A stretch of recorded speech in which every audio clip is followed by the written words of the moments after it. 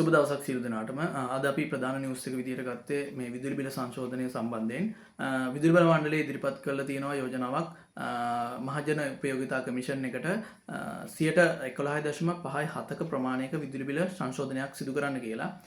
අපි දැන් මේ විදුලි බල මණ්ඩලය සම්බන්ධයෙන් සහ මේ විදුලි බිල සම්බන්ධයෙන් ගත්තට පස්සේ පහුගිය කාල සීමාව තුළ පොඩි විපරමක් සිදු කරොත් 2022 ආර්ථික අර්බුදයත් එක්ක විදුලි බිල සංශෝධන කිහිපයක් සිදු වෙලා විදුලි බිල විශාල ප්‍රමාණයකින් ඉහළ ගියා. එතකොට විදුලි ඇනහිටීම් විදුලි බල මණ්ඩලය පෞද්ගලීකරණය සම්බන්ධයෙන් විදුලි බල මණ්ඩලය කොටස් වලට කඩලා කොටස් 6කට කඩලා වෙන සමාගම් වලට දීම සම්බන්ධයෙන් සහ විකිණීම සම්බන්ධයෙන් පහුගිය කාල සීමාව තුළ අපිට දැනගන්න ලැබුණා. ඉතින් නමුත් විදුලි බල සංශෝධන බිල සංශෝධනය කිරීම සම්බන්ධයෙන් 2025ට අදාළව ගත්තට පස්සේ පළවෙනි කාර්තුවේදී 21%කින් අඩු වුණා පාරිභෝගිකයන්ට අදාළව. ඒ වගේම කර්මාන්ත වගේ ඒ අංශ වලට අදාළව 29.30 වගේ ප්‍රමාණයන්කින් අඩු වුණා. සමස්ත විදුලි බිල සාමාන්‍යයෙන්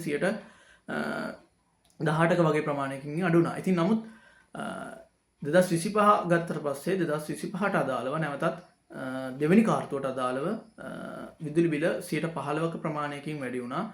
නැවතත් විදුලි බල මණ්ඩලය විසින් සංශෝධනයක් සිදු කරන ලෙස ඉල්ලා සිටිය තුන්වෙනි කාර්තුවේදී නමුත් මහජන උපයෝගිතා කමිෂන් එක විසින් එම තත්ත්වයේම පවත්වාගෙන ගෙන 15ක ප්‍රමාණයෙන්ම පවත්වාගෙන යන්න කටයුතු කරා.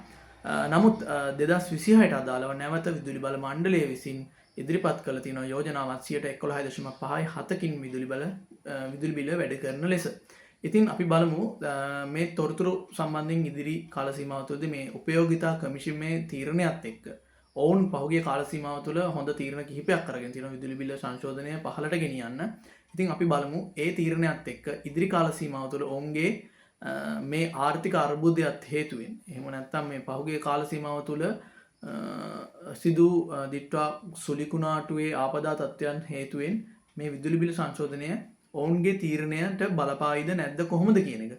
ඉතින් මේ නිවුස් එකත් එක්ක අපි ඊළඟ දවසෙත් හමු වෙමු. සුබ දවසක් සියලු දෙනාට.